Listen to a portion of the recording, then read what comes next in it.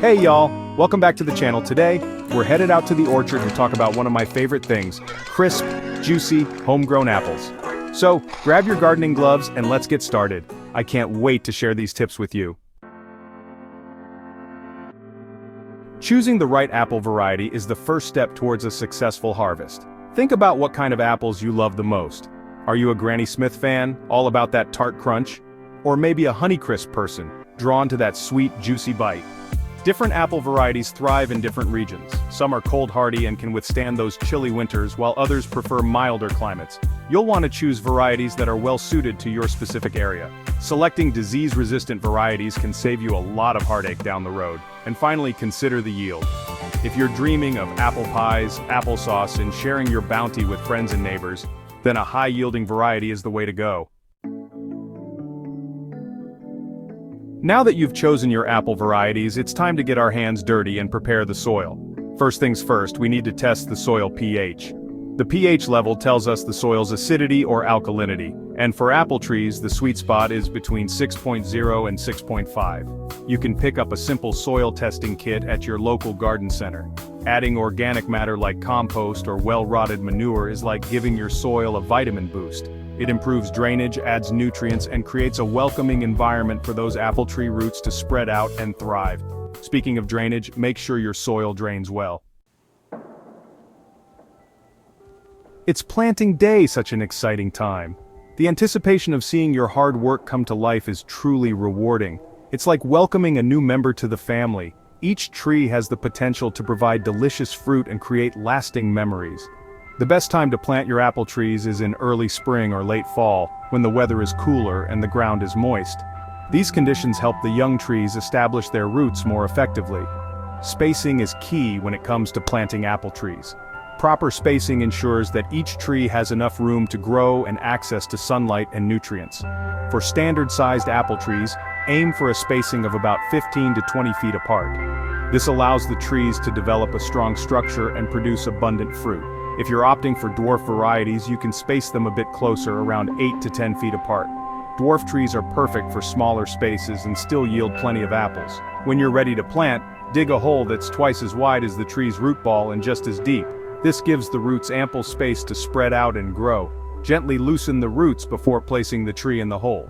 This step is crucial as it helps the roots to establish themselves in the new soil. Once your tree is in place, backfill the hole with soil, patting it down gently to remove any air pockets. This ensures that the tree is stable and has good contact with the soil, promoting healthy growth. Finally, water the newly planted tree thoroughly. This helps to settle the soil and provides the necessary moisture for the tree to start its new life in your orchard. Now let's talk about pollination. It's the magical process that allows our apple trees to produce those beautiful fruits. Most apple varieties need a little help from their friends to get pollinated. That's where cross-pollination comes in. To ensure good cross-pollination, you'll need to plant at least 2 different apple varieties that bloom around the same time. And while we're on the subject of pollination, let's not forget about our buzzing buddies, the bees. Bees are essential pollinators. You can attract bees to your orchard by planting a variety of flowering plants nearby. Watering and mulching are like giving your apple trees a big, warm hug. They help retain moisture, suppress weeds, and keep those roots happy and hydrated. Young trees especially need regular watering. Aim for about 1 to 2 inches of water per week, especially during dry spells.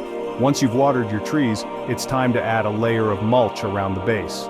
Just make sure to keep the mulch a few inches away from the tree trunk to prevent moisture buildup and potential problems.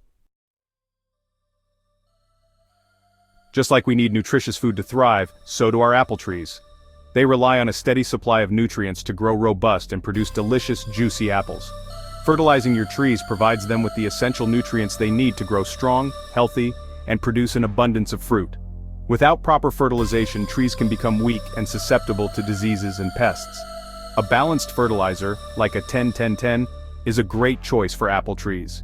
This type of fertilizer contains equal parts of nitrogen, phosphorus, and potassium, which are crucial for the overall health of the tree.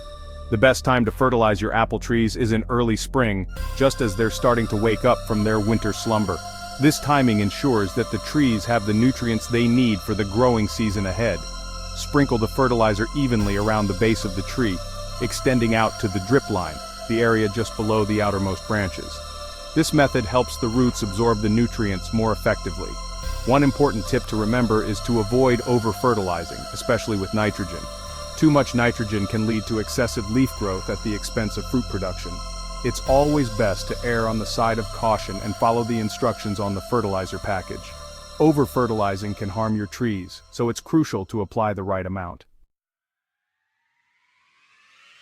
Pruning your apple trees might seem a bit intimidating at first, but trust me, it's like giving your trees a much-needed haircut. Pruning helps improve air circulation, allows sunlight to reach the center of the tree, and encourages better fruit production. The best time to prune apple trees is in late winter or early spring, while they're still dormant. When pruning, start by removing any dead, diseased, or damaged branches. These branches are not only unproductive, but they can also attract pests and diseases. Next, look for branches that are crossing or rubbing against each other. Remove one of the branches to prevent damage and improve air circulation. Just like any garden, apple orchards can sometimes attract unwanted guests, pests, and diseases. But don't worry, with a little vigilance and some natural remedies, we can keep them under control. One of the most common apple pests is the codling moth. These pesky critters lay their eggs on developing apples, and their larvae burrow into the fruit, causing damage. To prevent codling moth infestations, you can use pheromone traps to disrupt their mating cycle, or apply an organic insecticide like Bacillus thuringiensis or BT. Another common pest is the aphid. You can control aphids by spraying them with a strong stream of water or using insecticidal soap. Thinning apples might seem counterintuitive. Why would we want to remove some of those precious fruits? Well, trust me on this one. Thinning your apples actually results in larger, juicier, and more flavorful fruit. When apple trees produce too many fruits, the fruits compete for resources and none of them can reach their full potential. By thinning the apples, we're redirecting the tree's energy to a smaller number of fruits, allowing them to grow bigger and sweeter. The best time to thin your apples is in late spring or early summer, after the natural fruit drop. Aim to leave 1 or 2 fruits per cluster, spaced about 6 to 8 inches apart. It's harvest time! After months of tending to your apple trees, the moment you've been waiting for has finally arrived. It's time to gather those beautiful, ripe apples and enjoy the fruits of your labor. But how do you know when your apples are perfectly ripe and ready to pick? Well, there are a few telltale signs to look for. First, check the color. Ripe apples will have reached their full color, whether it's a vibrant red, a sunny yellow, or a Granny Smith green. If it comes off the branch easily, it's ripe and ready to pick. You've harvested your apples, and your kitchen is probably overflowing with those beautiful fruits. It's a sight to behold, isn't it? All those apples, fresh and ready to be enjoyed. Now let's talk about how to store them properly so you can enjoy your apple bounty for weeks or even months to come. Proper storage is key to extending the life of your apples and ensuring they stay fresh and delicious. Apples store best in a cool, humid environment. This helps maintain their crispness and flavor, preventing them from drying out or becoming mealy. The ideal temperature for apple storage is between 32 and 40 degrees Fahrenheit, with a humidity level of around 90%. This creates the perfect conditions to keep your apples fresh for as long as possible. A cool basement or root cellar is perfect for this, but if you don't have access to one, you can store your apples in the refrigerator. The fridge can be a great alternative, especially if you have limited space. Before storing your apples, sort through them carefully and remove any that are bruised, damaged, or showing signs of decay. Damaged apples can spoil the rest, so it's important to be thorough. Just make sure they have good air circulation to prevent moisture buildup. Proper ventilation is crucial to avoid mold and rot, ensuring your apples stay in prime condition. And there you have it, from choosing the perfect varieties to planting, caring for, and harvesting your very own apples. We've covered it all. Remember, growing apples takes time, patience, and a little bit of love. Now go out there, get your hands dirty, and create an apple orchard that's uniquely yours. And don't forget to share pictures of your beautiful apple harvests with us in the comments below.